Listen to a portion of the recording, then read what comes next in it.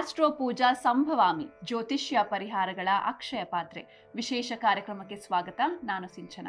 ಮೊದಲಿಗೆ ಗುರುಗಳನ್ನ ಬರಮಾಡಿಕೊಳ್ಳೋಣ.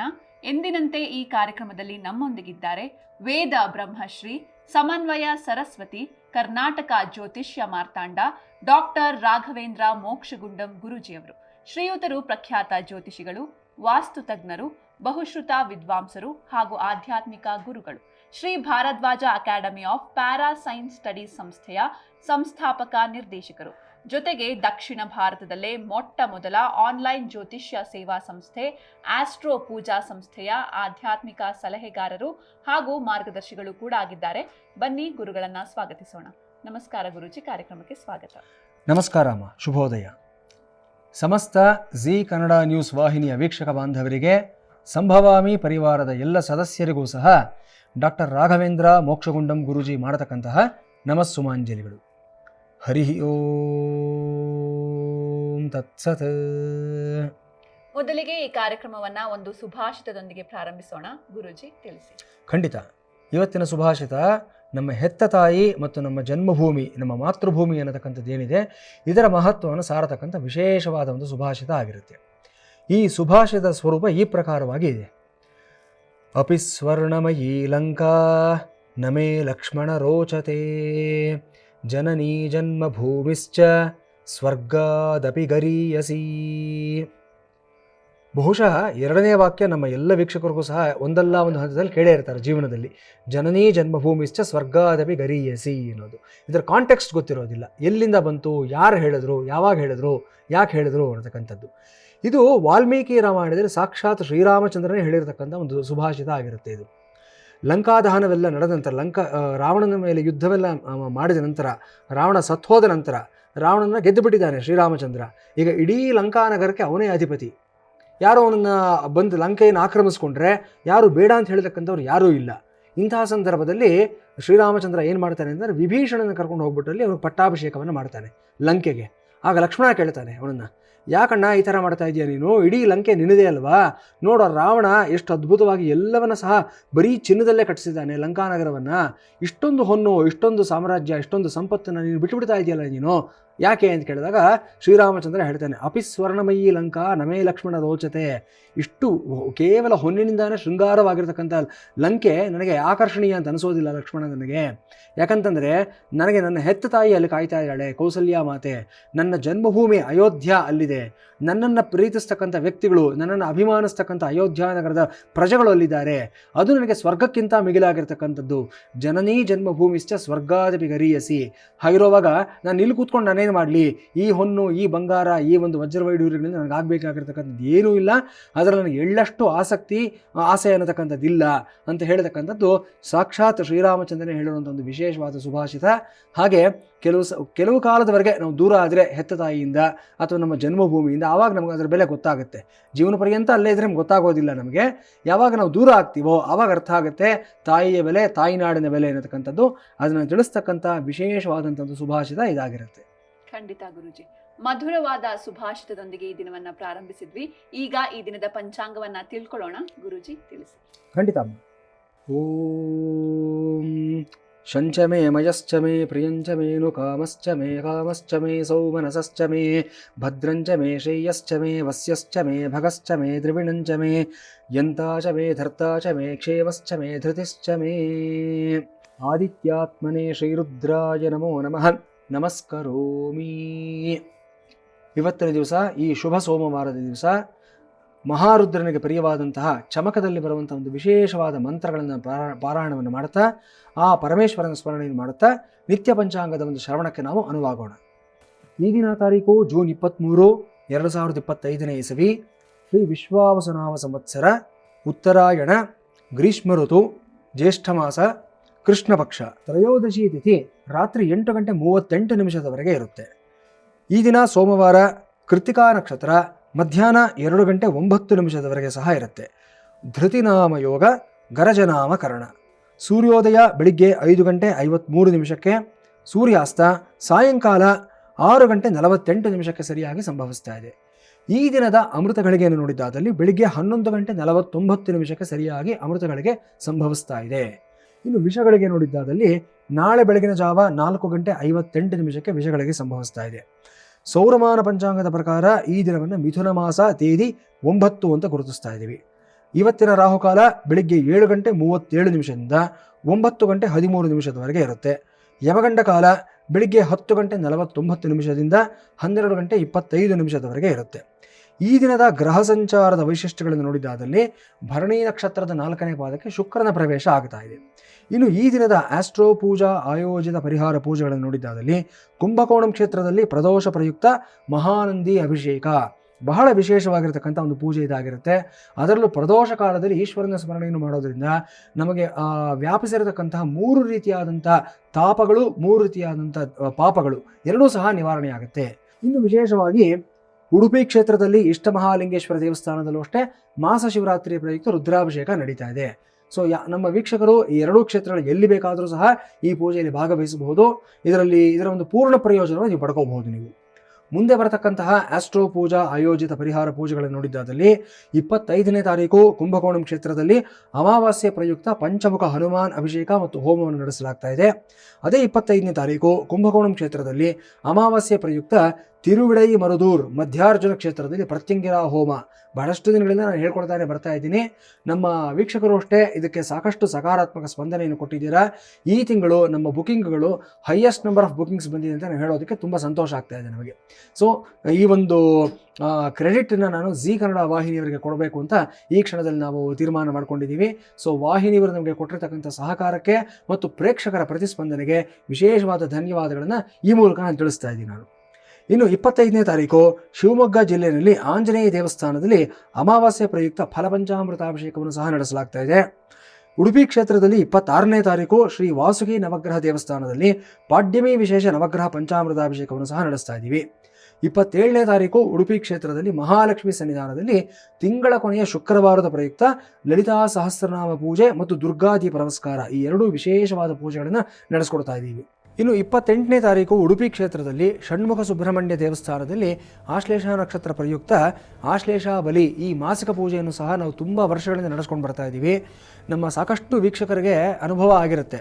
100ಕ್ಕೆ 90 ಜನಕ್ಕೆ ಜಾತಕ ತೋರಿಸ್ಕೋಬೇಕು ಅಂತ ಯಾರ ಹತ್ರ ಅದು ಹೋಗಿದ್ದಾದಲ್ಲಿ ನಿಮ್ಮ ಜಾತಕದಲ್ಲಿ ಸರ್ಪ ದೋಷ ಇದೆ, ನಾಗದೋಷ ಇದೆ, ಸರ್ಪ ಸಂಸ್ಕಾರ ಮಾಡಿಸಿ, ಆಶ್ಲೇಷ ಬಲಿ ಮಾಡಿಸಿ ಅಂತ 100ಕ್ಕೆ 90 ಜನ ಹೇಳೇ ಇರ್ತಾರೆ. ಅದು ಎಲ್ಲಿ ಮಾಡಿಸ್ಬೇಕು ಹೇಗೆ ಮಾಡಿಸ್ಬೇಕು ಅಂತ ಗೊತ್ತಿರೋದಿಲ್ಲ. ಬಹಳಷ್ಟು ಜನಗಳಿಗೆ ಇನ್ನೊಂದು ಸಮಸ್ಯೆ ಏನಾಗಿರುತ್ತೆ, ಇದನ್ನು ಮಾಡಿಸಿರ್ತಾರೆ ಪೂಜೆ, ಆದರೂ ಸಹ ಪ್ರತಿಫಲ ಬಂದಿರೋದಿಲ್ಲ, ಎಕ್ಸ್ಪೆಕ್ಟೆಡ್ ರಿಸಲ್ಟ್ಸ್ ಅನ್ನೋದು ಬಂದಿರೋದಿಲ್ಲ. ಕಾರಣ ಏನಂತಂದರೆ ಸರಿಯಾದ ಕ್ರಮದಲ್ಲಿ ಮಾಡದೇ ಇರತಕ್ಕಂಥದ್ದು. ಹೀಗಾಗಿ ಏನಾಗುತ್ತೆ, ನೀವು ಒಂದು ಪೂಜೆ ಮಾಡಿಸಿ ನಿಮಗೆ ಫಲಿತಾಂಶ ಬರದೇ ಇರುವಾಗ ಆ ಇಡೀ ಒಂದು ಸಮುದಾಯ ಏನಿರುತ್ತೆ, ಪುರೋಹಿತ ವರ್ಗ ಆಗಲಿ ಜ್ಯೋತಿಷಿಗಳ ವರ್ಗ ಆಗಲಿ, ಅವ್ರ ಮೇಲೆ ನಿಮಗೊಂದು ಅಪನಂಬಿಕೆ ಬಂದುಬಿಡುತ್ತೆ. ಇವರೆಲ್ಲ ಸುಳ್ಳು ಹೇಳ್ತಕ್ಕಂಥವ್ರು, ಇವರೆಲ್ಲ ನಮಗೆ ಮೋಸ ಮಾಡತಕ್ಕಂಥ ವ್ಯಕ್ತಿಗಳು, ಅವರು ಹೊಟ್ಟೆ ಪಾಡಗೋಸ್ಕರ ಏನನ್ನೋ ಹೇಳ್ಕೊಂಡು ಕೂತ್ಕೊಂಡಿರ್ತಾರೆ. ನಾನು ಸಾವಿರಾರು ರೂಪಾಯಿ ಖರ್ಚು ಮಾಡಿದೆ, ಇಲ್ಲಿಂದ ಅಲ್ಲೆಲ್ಲಿಗೋ ಹೋದೆ, ಮಾಡಿಸ್ದೆ, ಫಲಿತಾಂಶ ಸಿಗಲಿಲ್ಲ ಅನ್ನೋ ಮಾತುಗಳು ನಿಮ್ಮಲ್ಲಿ ಬರುತ್ತೆ, ಸಹಜವೇ. ಆದರೆ ಒಂದು ವಿಚಾರ ನಾನು ಹಿಂದೆ ಒಮ್ಮೆ ಹೇಳಿದ್ದೀನಿ, ದೈವಜ್ಞರಲ್ಲಿ ನಿಮಗೆ ನಂಬಿಕೆ ಇರಬೇಕು ಅನ್ನತಕ್ಕಂಥದ್ದು. ಸೊ ನೀವು ದೈವಜ್ಞರನ್ನು ಗುರುಗಳನ್ನು ಆಯ್ಕೆ ಮಾಡುವಾಗ ನೀವು ಸಹ ಜಾಣರಾಗಿರಬೇಕು. ಸೊ ಯಾರಂದರೆ ಅವ್ರನ್ನ ನಂಬತಕ್ಕಂಥದ್ದನ್ನು ಮೊದಲನೇದಾಗಿ ಬಿಡಿ. ಎರಡನೆಯದು ಪ್ರಶ್ನೆಯನ್ನು ಮಾಡಿ. ನೀವು ನಮ್ಮ ಬಳಿಗೆ ಬಂದಾಗ, ಒಬ್ಬ ಡಾಕ್ಟ್ರ್ ಬಳಿಗೆ ಹೋದಾಗಲಿ ನಮ್ಮ ಬಳಿಗೆ ಬಂದಾಗಲಿ ನಿಮಗೆ ಕೇಳುವ ಎಲ್ಲ ಅಧಿಕಾರ ಇದೆ. ಯಾಕೆ ನಾನು ನಿಮಗೆ ಯಾರಾದರೂ ಹೇಳಿದ್ರೆ ಜಾತಕ ತೋರಿಸ್ಬಿಟ್ಟು ಸರ್ಪ ಸಂಸ್ಕಾರ ಮಾಡಿಸಿ ಯಾಕೆ ಮಾಡಿಸ್ಬೇಕು ಪ್ರಶ್ನೆ ಕೇಳಿ. ನಿಮಗೆ ಒಂದು ವೇಳೆ ಅವ್ರು ಹೇಳ್ತಾರೆ ನಿಮಗೆ ಜಾತಕದಲ್ಲಿ ಕಾಳಸರ್ಪ ದೋಷ ಇದೆ, ಪ್ರಶ್ನೆ ಕೇಳಿ. ಕಾಳಸರ್ಪ ದೋಷ ಅಂದರೆ ಏನು ಗುರುಗಳೇ ಪ್ರಶ್ನೆಯನ್ನು ಕೇಳಿ. ಅವರು ಸಮರ್ಪಕವಾದ ಉತ್ತರ ಕೊಡ್ತಾರಾ ಇಲ್ವಾ ನೋಡಿ.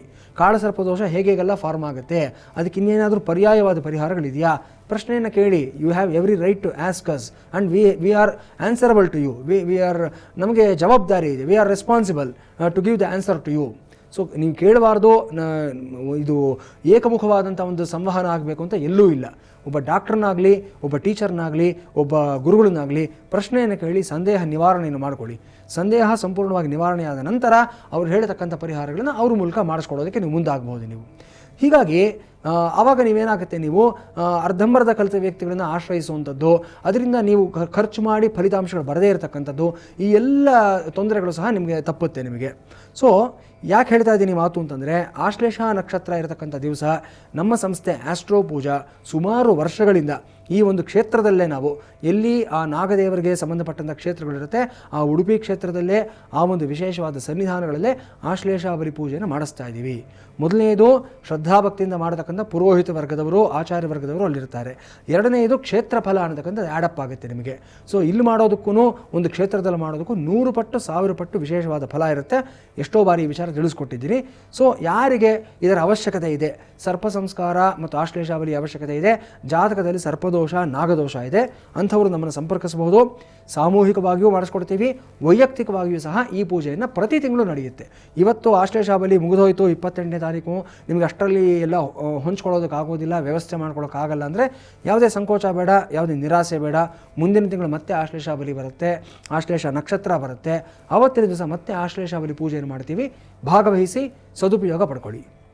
ಮುಂದಿನ ಕಾರ್ಯಕ್ರಮಗಳ ಬಗ್ಗೆ ನೋಡಿದ್ದಾದಲ್ಲಿ 28ನೇ ತಾರೀಕು ಶಿವಮೊಗ್ಗ ಜಿಲ್ಲೆಯಲ್ಲಿ ಶನೈಶ್ಚರ ದೇವಸ್ಥಾನದಲ್ಲಿ ತಿಂಗಳ ಕೊನೆಯ ಶನಿವಾರದ ಪ್ರಯುಕ್ತ ಶನಿ ತೈಲಾಭಿಷೇಕವನ್ನು ಸಹ ನಡೆಸ್ತಾ ಇದ್ದೀವಿ. ಈ ಕಾರ್ಯಕ್ರಮನೂ ಅಷ್ಟೇ ನಿಮ್ಮ ಕರ್ಮಗಳನ್ನು ನಿವಾರಣೆ ಮಾಡ್ಕೊಳ್ಳೋದಕ್ಕೆ ತುಂಬ ಉಪಯುಕ್ತವಾಗಿರ್ತಕ್ಕಂಥ ಕಾರ್ಯಕ್ರಮ. ನಾನು ಸ್ವತಃ ನನ್ನ ಬಳಿ ಬರ್ತಕ್ಕಂಥ ಎಷ್ಟೋ ನನ್ನ ಕ್ಲೈಂಟ್ಗಳಿಗೆ ನಾನು ಹೇಳ್ತಾ ಇರ್ತೀನಿ, ಶನಿ ದೋಷ ಇರತಕ್ಕಂಥವ್ರಿಗೆ ಶನಿ ಶಿಂಗಾಪುರಿಗೆ ಹೋಗ್ಬಿಟ್ಟು ನೀವು ಅಭಿಷೇಕ ಮಾಡ್ಕೊಂಡು ಬನ್ನಿ ಅನ್ನತಕ್ಕಂಥದ್ದು. ಯಾಕಂದರೆ ಆ ಕ್ಷೇತ್ರದ ಮಹಿಮೆ ಆ ಥರ ಇದೆ. ಆದರೆ ಅದು ಮಹಾರಾಷ್ಟ್ರದಲ್ಲಿದೆ. ಇಲ್ಲಿಂದ ಅಲ್ಲಿಗೆ ಹೋಗಿ ಬರಬೇಕು ಅಂತಂದರೆ ತುಂಬ ಕಷ್ಟ ಆಗುತ್ತೆ. 100ಕ್ಕೆ 90 ಜನಕ್ಕೆ ಹೋಗೋದಕ್ಕೆ ಆಗೋದಿಲ್ಲ. ಆಲ್ಟರ್ನೇಟ್ ಏನು ಮಾಡ್ಬೋದು ನೀವು ಅಂತಂದರೆ, ನಮ್ಮ ಸಂಸ್ಥೆನೇ ನಡೆಸ್ತಾ ಇರತಕ್ಕಂಥ ಈ ಒಂದು ಶಿವಮೊಗ್ಗ ಕ್ಷೇತ್ರದಲ್ಲಿರುವಂಥ ಶನೈಶ್ಚರನ ಒಂದು ಸನ್ನಿಧಾನ, ಇಲ್ಲಿ ಬಂದು ನೀವು ತೈಲಾಭಿಷೇಕವನ್ನು ಮಾಡಿಸ್ಕೊಂಡಿದ್ದಾದಲ್ಲಿ ನಿಶ್ಚಯವಾಗಿ ನಿಮಗೆ ಅಲ್ಲಿ ಶನಿ ಶಿಂಗಾಪುರಲ್ಲಿ ಅಥವಾ ಬೇರೆ ಯಾವುದೇ ಕ್ಷೇತ್ರಗಳಲ್ಲಿ ಮಾಡಿದ್ರೆ ಏನು ಫಲಿತಾಂಶ ಲಭಿಸುತ್ತೋ ಅಷ್ಟೇ ಫಲಿತಾಂಶ ಇಲ್ಲೂ ಸಹ ಲಭಿಸುತ್ತೆ. ಸೊ ಇದನ್ನು ಅಷ್ಟೇ, ಈ ಒಂದು ಅವಕಾಶವನ್ನು ನೀವೆಲ್ಲರೂ ಸಹ ಸದ್ಬಳಕೆ ಮಾಡಿಕೊಳ್ಳಿ ವೀಕ್ಷಕರೇ. ಇನ್ನು ಮುಂದಿನ ಕಾರ್ಯಕ್ರಮಗಳ ಬಗ್ಗೆ ನೋಡಿದ್ದಾದರೆ, ಈಗ ಆಲ್ರೆಡಿ ನಾವು ಪ್ರತಿದಿನ ತಿಳಿಸ್ತಾ ಇರತಕ್ಕಂಥ ಒಂದು ಕಾರ್ಯಕ್ರಮ 26ನೇ ತಾರೀಕು ಜೂನ್ನಿಂದ 4ನೇ ತಾರೀಕು ಜುಲೈವರೆಗೂ ಸಹ ಆಷಾಢ ನವರಾತ್ರಿ, ಗುಪ್ತ ನವರಾತ್ರಿ ಪ್ರಯುಕ್ತ ಕುಂಭಕೋಣಂ ಕ್ಷೇತ್ರದಲ್ಲಿ ಕಾಶಿ ವಿಶ್ವನಾಥ ಸ್ವಾಮಿ ಸನ್ನಿಧಾನದಲ್ಲಿ 9 ದಿನಗಳ ಪರ್ಯಂತ ವಾರಾಹಿ ದೇವಿಯ ಹೋಮವನ್ನು ತುಂಬ ಶ್ರದ್ಧಾಭಕ್ತಿಗಳಿಂದ ತಂತ್ರಸಾರಕ್ಕೆ ಅನುಗುಣವಾಗಿ ನಡೆಸ್ತಾ ಇದ್ದೀವಿ. ಈ ಸದವಕಾಶವನ್ನು ಮಿಸ್ ಮಾಡ್ಕೋಬೇಡಿ. ಈಗ ನೀವು ಅದನ್ನು ತಪ್ಪಿಸ್ಕೊಂಡಿದ್ದಾದಲ್ಲಿ ಇನ್ನೊಂದು ವರ್ಷದವರೆಗೂ ಸಹ ನಿಮಗೆ ಗುಪ್ತ ನವರಾತ್ರಿ ಮತ್ತೆ ಬರೋದಿಲ್ಲ. ಹಾಗಾಗಿ ಈ 9 ದಿನಗಳಲ್ಲಿ ಯಾವತ್ತೂ ನಿಮಗೆ ಸಾಧ್ಯವಾಗುತ್ತೋ, ವಿಶೇಷವಾಗಿ ನಿಮ್ಮ ಜನ್ಮ ನಕ್ಷತ್ರ ಇರತಕ್ಕಂಥ ದಿವಸ, ನಿಮ್ಮ ನಕ್ಷತ್ರಕ್ಕೆ ಸಾಧನ ತಾರೆ ಇರತಕ್ಕಂಥ ದಿವಸ, ಕ್ಷೇಮ ತಾರೆ ಇರತಕ್ಕಂಥ ದಿವಸ, ಈ ದಿನಗಳಲ್ಲಿ ವಾರಾಹಿ ಹೋಮದಲ್ಲಿ ಭಾಗವಹಿಸಿ ನಿಮ್ಮ ಎಲ್ಲ ಇಷ್ಟಾರ್ಥಗಳನ್ನು ಈಡೇರಿಸಿಕೊಳ್ಳಿ ವೀಕ್ಷಕರೇ. ಖಂಡಿತ ಗುರುಜಿ. ಇನ್ನು ವೀಕ್ಷಕರೇ, ನೀವು ಕೂಡ ಅನೇಕ ಸಮಸ್ಯೆಗಳಿಂದ ಬಳಲ್ತಾ ಇದ್ರೆ ಆಸ್ಟ್ರೋ ಪೂಜಾ ಸಂಸ್ಥೆಯನ್ನ ಸಂಪರ್ಕಿಸಬಹುದು.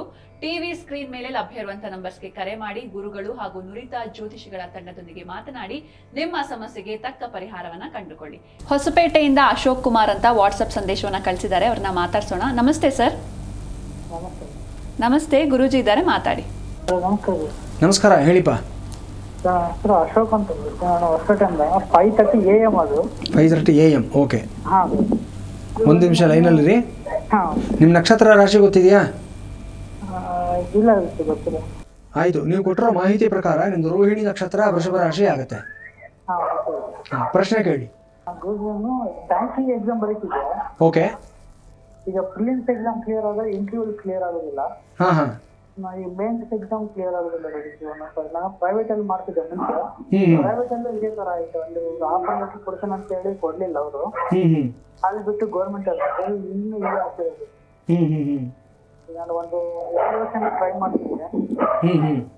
ಮೊನ್ನೆ ಎಕ್ಸಾಮ್ ಕ್ಲಿಯರ್ ಆಯ್ತು, ಇಂಟರ್ವ್ಯೂ ಆಗ್ತಿರೋದು ಹಿಂಗೆ ಆಗ್ತಿರೋದು. ಓಕೆ, ಈಗ ರೀಸೆಂಟ್ ಆಗಿ ಲಾಸ್ಟ್ ಯಾವಾಗ ನೀವು ಎಕ್ಸಾಮ್ ತಗೊಂಡಿದ್ದು? ಮೇ 5. ರಿಸಲ್ಟ್ಸ್ ಯಾವಾಗ ಬರುತ್ತೆ ನಿಮ್ಗೆ ಅದು? ಅಂದ್ರೆ ಈಗ ಏಪ್ರಿಲ್ ಇದೇ ವಾರದಲ್ಲಿ ಬರ್ತಿರೋದು. ಇದೇ ವಾರದಲ್ಲಿ ಯಾವಾಗ ಬರ್ತಿರುತ್ತೆ, ಶುಕ್ರವಾರ ಬರ್ಬೋದು, ಇಲ್ಲಾಂದ್ರೆ ಗುರುವಾರ ಬರ್ಬೋದು. ಈ ವಾರದಲ್ಲೇ ಬರೋ ಸೂಚನೆಗಳಿದೆ ಅಲ್ವಾ? ಆಯ್ತಪ್ಪ, ತೊಂದರೆ ಇಲ್ಲ. ನಿಮ್ದು ಗುರುದಶ ಶನಿ ಭುಕ್ತಿ ನಡೀತಾ ಇದೆ ಇವಾಗ. ಸೊ ನಿಮ್ಗೆ 2027 ಏಪ್ರಿಲ್ವರೆಗೂ ಸಹ ನಿಮಗೆ ಶನಿ ಭುಕ್ತಿ ಇರುತ್ತೆ. ನಿಮ್ಮ ಜಾತಕದ ಪ್ರಕಾರ ನೋಡಿದ್ರೆ ನಿಮ್ದು ಮಕರ ಲಗ್ನ ಆಗುತ್ತೆ. ಸೊ ಲಗ್ನದಿಂದ 10ನೇ ಮನೆ ಅಧಿಪತಿ ಶುಕ್ರ ಆಗ್ತಾನೆ. ಒಂದು 3 ನಕ್ಷತ್ರ ಹೇಳ್ತೀನಿ, ನೋಟ್ ಡೌನ್ ಮಾಡ್ಕೊಳ್ಳಿ. ಆಶ್ಲೇಷ ನಕ್ಷತ್ರ, ಜ್ಯೇಷ್ಠ ನಕ್ಷತ್ರ, ರೇವತಿ ನಕ್ಷತ್ರ. ಈ 3 ನಕ್ಷತ್ರಗಳು ನಿಮಗೆ ಸಾಧನ ತಾರೆ ಆಗುತ್ತೆ.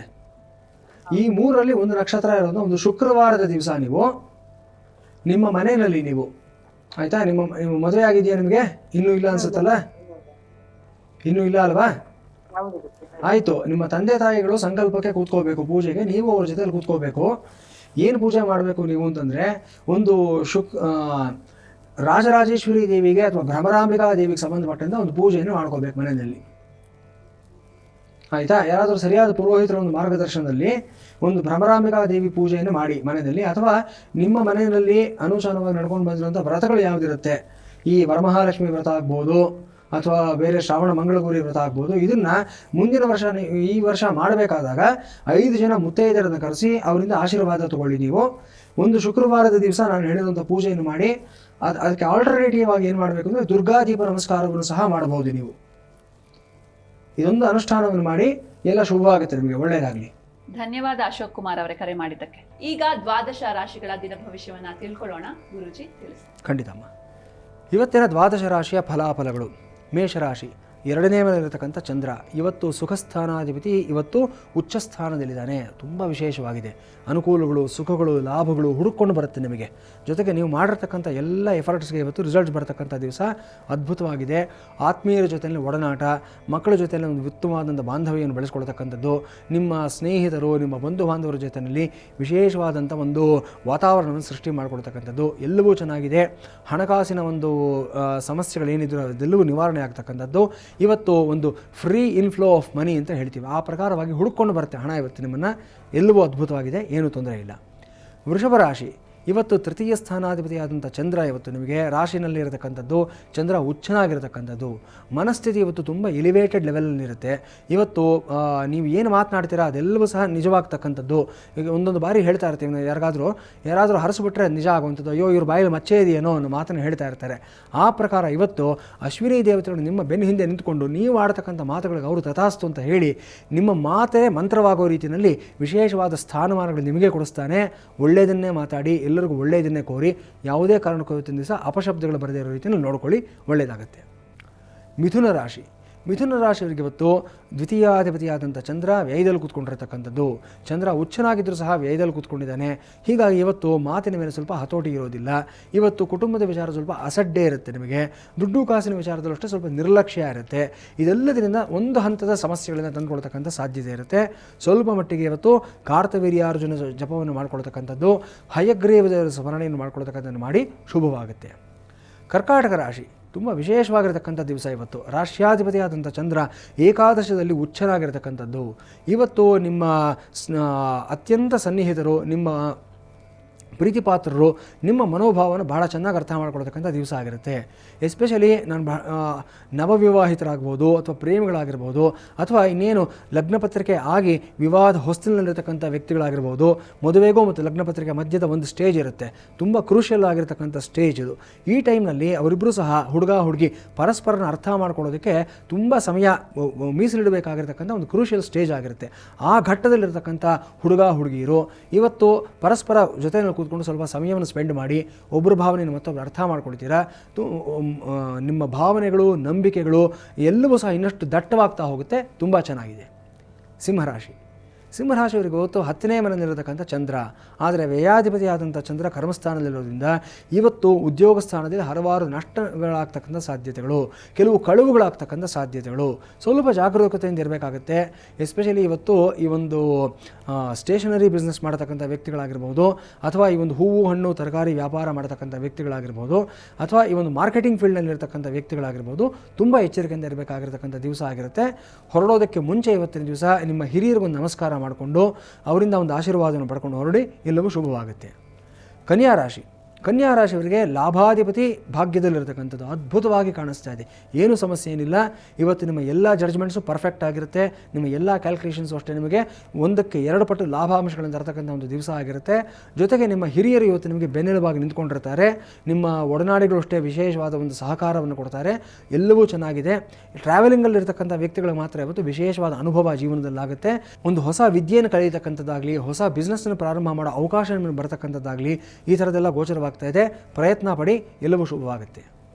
ತುಲಾರಾಶಿ, ತುಲಾರಾಶಿಯವರಿಗೆ ಕರ್ಮಸ್ಥಾನಾಧಿಪತಿ ಅಷ್ಟಮದಲ್ಲಿರತಕ್ಕಂಥದ್ದು. ಇವತ್ತು ವೃತ್ತಿನಲ್ಲಿ ಹಲವಾರು ರೀತಿಯಾದ ಚಾಲೆಂಜಸ್ ಬರುತ್ತೆ ನಿಮಗೆ. ಒಂದಲ್ಲ ಎರಡಲ್ಲ ಹಲವಾರು ರೀತಿಯಾದ ಸಮಸ್ಯೆಗಳು ಬರ್ತಕ್ಕಂಥದ್ದು, ಮತ್ತು ನಿಮ್ಮನ್ನು ಪ್ರಶ್ನಿಸ್ತಕ್ಕಂಥ ವ್ಯಕ್ತಿಗಳು ಒಂದಷ್ಟು ಜಾಸ್ತಿ ಆಗ್ತಾರೆ.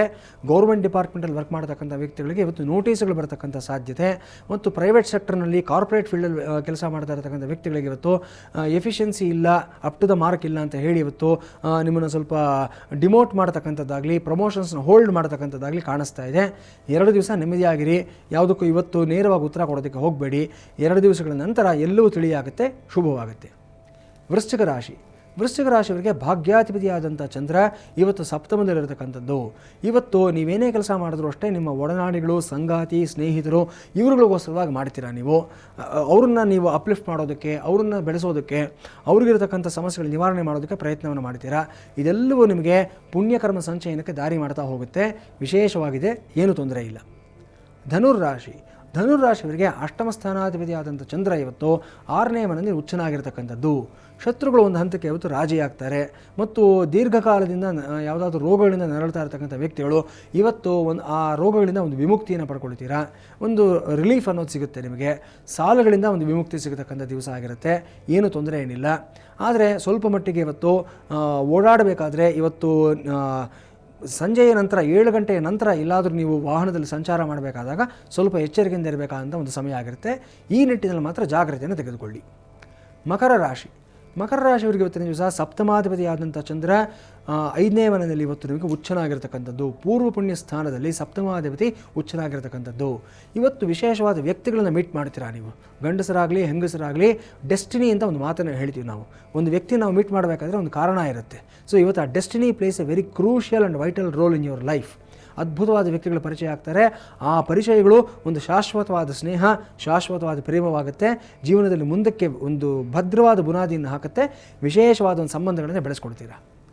ಕುಂಭರಾಶಿ.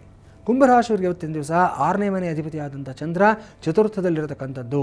ಇವತ್ತು ನಿಮ್ಮ ಶತ್ರುಗಳ ಬಗ್ಗೆ ಸ್ವಲ್ಪ ಜಾಗ್ರತೆಯಿಂದ ಇರಬೇಕಾಗುತ್ತೆ. ಇವತ್ತು ಹೊರಗಿನ ಶತ್ರುಗಳು ಯಾರೂ ಇರೋದಿಲ್ಲ, ಒಳಗಡೆನೇ ಇರ್ತಾರೆ ಶತ್ರುಗಳು. ಎಷ್ಟೋ ಬಾರಿ ಒಂದು ಮಾತನ್ನು ಹೇಳ್ತಾ ಇರ್ತೀವಿ, ದುಶ್ಮನ್ ಕಹಾ ಹೇ ಅಂದರೆ ಬಗಲ್ ಮೇ ಹೇ ಅಂತ ಒಂದು ಮಾತಿದೆ ಹಿಂದಿನಲ್ಲಿ. ಆ ಥರ ಇವತ್ತು ನಿಮ್ಮ ಜೊತೆಯಲ್ಲೇ ಇದ್ದು ನಿಮ್ಮ ರಹಸ್ಯಗಳನ್ನು ತಿಳ್ಕೊಂಡು ನಿಮ್ಮ ಜೊತೆನೇ ಕೆಲಸ ಮಾಡ್ತಾ ಇರತಕ್ಕಂಥವ್ರು, ನಿಮ್ಮ ವಿಷಯಗಳು ಎಲ್ಲವನ್ನೂ ಸಹ ತಿಳ್ಕೊಂಡಿರ್ತಕ್ಕಂಥ ವ್ಯಕ್ತಿಗಳು, ಅವ್ರುಗಳೇ ಇವತ್ತು ನಿಮಗೆ ಮುಳುವಾಗ್ತಕ್ಕಂಥ ಸಾಧ್ಯತೆ ಇರುತ್ತೆ. ನೀವು ಹೊರಗಡೆ ಹೋದಾಗ ಮನೆಗೆ ಬರ್ತಾರೆ, ನಿಮ್ಮ ಅಪ್ಪ ಅಮ್ಮನಿಗೆ ಏನೋ ಒಂದು ಪಿತೂರಿ ಮಾಡಿಬಿಡ್ತಾರೆ, ಅವನು ಆ ಥರ ಮಾಡ್ತಾನೆ, ಈ ಥರ ಮಾಡ್ತಾನೆ, ಸರಿ ಇಲ್ಲ ಅನ್ನತಕ್ಕಂಥದ್ದು. ಜಾಗ್ರತೆಯಿಂದ ಇರಿ ಈ ವಿಚಾರದಲ್ಲಿ ಇವತ್ತಿನ ದಿವಸ. ಮೀನರಾಶಿ. ಸೊ ಮೀನರಾಶಿಯವರಿಗೆ ಇವತ್ತಿನ ದಿವಸ ಪಂಚಮಾಧಿಪತಿಯಾದಂಥ ಚಂದ್ರ ತೃತೀಯದಲ್ಲಿರತಕ್ಕಂಥದ್ದು. ಇವತ್ತು ವಿಶೇಷವಾದಂಥ ಒಂದು ದಿವಸವಾಗಿ ಗೋಚರವಾಗ್ತಾ ಇದೆ. ಪೂರ್ವ ಪುಣ್ಯ ಸ್ಥಾನಾಧಿಪತಿಯಾದಂಥ ಚಂದ್ರ ತೃತೀಯದಲ್ಲಿರತಕ್ಕಂಥದ್ದು.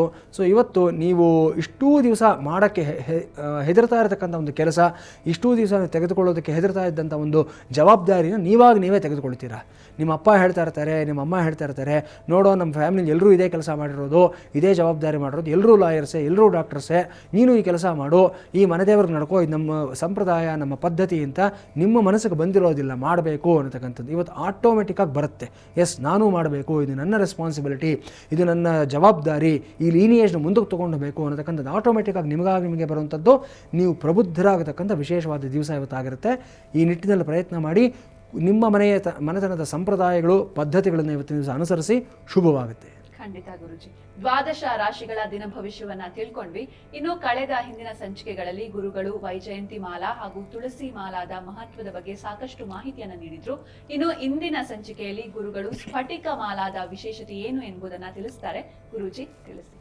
ಖಂಡಿತ ಅಮ್ಮ. ಮಾರುಕಟ್ಟೆಯಲ್ಲಿ ಸಿಗತಕ್ಕಂಥ ಎಲ್ಲ ದೈವಿಕವಾದ ಪದಾರ್ಥಗಳಲ್ಲಿ ತುಂಬ ಜನಪ್ರಿಯವಾಗಿರುವಂಥದ್ದು, ಎಲ್ಲರೂ ಏನು ಹಿಂದೆ ಮುಂದೆ ಯೋಚನೆ ಮಾಡದೆ ಬಳಸುವಂಥ ಪದಾರ್ಥ ಅಂದರೆ ಸ್ಫಟಿಕ ಮಾಲೆ ಆಗಿರುತ್ತೆ. ನಮ್ಮ ಜನಗಳು ಮಾಡ್ತಕ್ಕಂಥ ತಪ್ಪು ಇದೇ ಆಗಿರುತ್ತೆ. ಸ್ಫಟಿಕ ಮತ್ತು ರುದ್ರಾಕ್ಷಿ ಅಂತ ಅಂದ್ಬಿಟ್ರೆ ಒಂದು ರೀತಿ ಯೂನಿವರ್ಸಲ್ ಆಗಿರುವಂಥ ಪದಾರ್ಥಗಳು ಅಂತ ಅಂದ್ಕೊಂಡ್ಬಿಟ್ಟಿದ್ದಾರೆ. ಬಹಳಷ್ಟು ಜನ ಏನು ಅದನ್ನು ಪರೀಕ್ಷೆ ಮಾಡೋದಕ್ಕೆ ಹೋಗೋದಿಲ್ಲ, ನನಗೆ ಆಗ ಬರ್ತಾ ಇಲ್ವ ಅಂತ ಚೆಕ್ ಮಾಡೋದಿಲ್ಲ, ಹಾಕ್ಕೊಂಡ್ಬಿಡ್ತೀರಾ.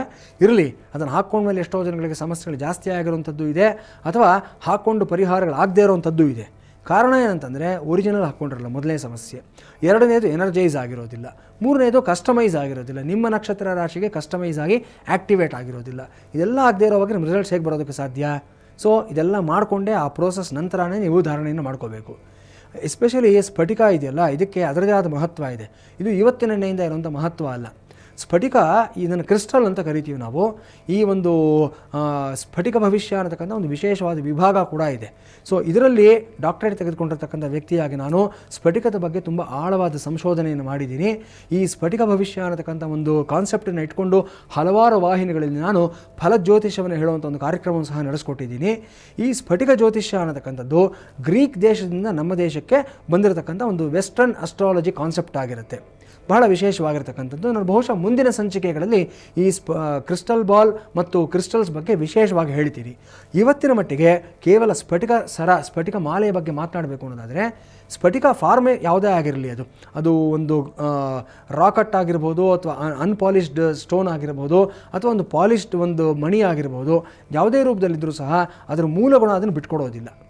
ಆ ಸ್ಫಟಿಕದಲ್ಲಿರತಕ್ಕಂಥ ಮೂಲ ಗುಣ ಏನು ಅಂತಂದರೆ ಸಂವಹನಾ ಶಕ್ತಿ ಅಂತ ಹೇಳ್ತೀವಿ ನಾವು, ರಿಸೆಪ್ಟಿವ್ನೆಸ್ ಅನ್ನತಕ್ಕಂಥದ್ದು. ಸೊ ಈ ಸ್ಫಟಿಕ ನಿಮ್ಮ ಜೊತೆ ನಿರಂತರವಾಗಿ ಸ್ಪಂದಿಸುತ್ತೆ. ಇದು ಅಂದರೆ ಇಟ್ಸ್ ಎ ಲಿವಿಂಗ್ ಆಬ್ಜೆಕ್ಟ್ ಅಂತ ಹೇಳ್ತೀವಿ. ನಮ್ಮ ಕಣ್ಣು ಕಾಣಿಸ್ತಕ್ಕಂಥ ಸ್ಫಟಿಕ ಮಾಲೆ ಏನಿರುತ್ತೆ, ಇದನ್ನು ಬಹುಶಃ ನೀವು ನೋಡ್ಬೋದು, ಇದು ಒಂದು ಜೀವವಿಲ್ಲದೆ ಇರತಕ್ಕಂಥ ಪದಾರ್ಥ ಅಂತ ನಮಗೆ ಅನಿಸುತ್ತೆ.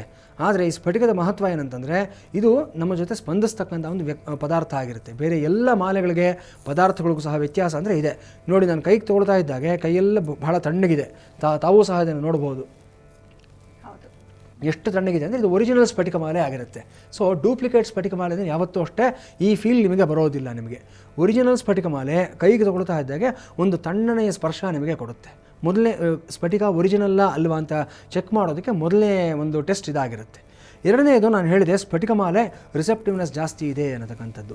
ಇದನ್ನು ತಿಳಿಸಿದವ್ರು ಯಾರು ಅಂತಂದರೆ, ಈ ಕಂಚಿ ಮಠದ ಹಿಂದಿನ ತಲೆಮಾರಿನ ಒಂದು ಜಗದ್ಗುರುಗಳು ಪೆರಿಯಾವರ್ ಅಂತ ಹೇಳ್ತಾರೆ, ಚಂದ್ರಶೇಖರೇಂದ್ರ ಸರಸ್ವತಿಗಳು ಒಮ್ಮೆ ತಮ್ಮ ಭಕ್ತರಿಗೆ ತಿಳಿಸ್ಕೊಟ್ರಂತೆ ಸ್ಫಟಿಕಕ್ಕೆ ಯಾಕೆ ಮಹತ್ವವನ್ನು ಕೊಡಬೇಕು, ಯಾಕೆ ಸ್ಫಟಿಕ ಧಾರಣೆ ಮಾಡಬೇಕು ಅನ್ನತಕ್ಕಂಥದ್ದು. ಮಹಾಭಾರತದ ಒಂದು ಕಥೆಯನ್ನು ಹೇಳಿ ಆ ಹಿನ್ನೆಲೆಯಲ್ಲಿ ಸ್ಫಟಿಕದ ಮಹತ್ವವನ್ನು ಹೇಳಿದರು. ಮಹಾಭಾರತದಲ್ಲಿ ಏನಾಗುತ್ತೆ, ಭೀಷ್ಮಾಚಾರ್ಯರು ಈ ಶರಶಯ್ಯ ಮೇಲೆ ಮಲಗಿರುವಾಗ ಶ್ರೀಕೃಷ್ಣ ಪರಮಾತ್ಮನನ್ನು ಅವರು ಸ್ತುತಿಸಿ ವಿಷ್ಣು ಸಹಸ್ರನಾಮವನ್ನು ಹೇಳ್ತಾರೆ. ಆಗ ವಿಷ್ಣು ಸಹಸ್ರನಾಮವನ್ನು ಯುಧಿಷ್ಠಿರ ಕೇಳ್ಕೊಳ್ತಾನೆ, ಅವನದನ್ನು ಸಂಪೂರ್ಣವಾಗಿ ಗ್ರಹಿಸ್ತಾನೆ. ಆದರೆ ಆ ವಿಷ್ಣು ಸಹಸ್ರನಾಮವನ್ನು ಎಲ್ಲ ಯುಧಿಷ್ಠಿರ ಕಲ್ತ್ಕೊಂಡ ನಂತರ ಅಲ್ಲಿ ಯಾರೂ ಬರೆದಿಟ್ಕೊಳ್ಳಿಲ್ಲ, ಅಲ್ಲಿ ಯಾರೂ ಅದನ್ನು ದಾಖಲಾತಿಯನ್ನು ಮಾಡಿಕೊಳ್ಳಿಲ್ಲ. ಸೊ ಮುಂದಿನ ಜನಗಳಿಗೆ ತಲುಪಿಸೋದು ಹೇಗೆ ಅನ್ನೋ ಪ್ರಶ್ನೆ ಬಂದಾಗ ಅಲ್ಲಿದ್ದಂಥ ಒಂದು ಸ್ಫಟಿಕದಲ್ಲೇ ಸಂಪೂರ್ಣವಾಗಿ ಅದು ಮುದ್ರಿತವಾಗಿತ್ತಂತೆ, ಅಂದರೆ ರೆಕಾರ್ಡ್ ಆಗಿತ್ತು ಅಂತ. ಸೊ ನೋಡಿ, ಸ್ಫಟಿಕಕ್ಕೆ ಎಷ್ಟು ರಿಸೆಪ್ಟಿವ್ನೆಸ್ ಇದೆ ಅನ್ನೋದು ಇಲ್ಲಿ ನಿಮಗೆ ಗೊತ್ತಾಗುತ್ತೆ. ವಿಜ್ಞಾನವನ್ನು ಮೀರಿರತಕ್ಕಂಥ ಒಂದು ಅದ್ಭುತವಾದ ವಿಚಾರ ಆಗಿರುತ್ತೆ. ಇಂಥ ಸ್ಫಟಿಕ ಮಾಲೆಯನ್ನು ಧಾರಣೆಯನ್ನು ಮಾಡಿಕೊಂಡಿದ್ದಾದಲ್ಲಿ ನಿಶ್ಚಯವಾಗಿ ವಿಶೇಷವಾದ ಲಾಭಗಳು ಸಿಗುತ್ತೆ.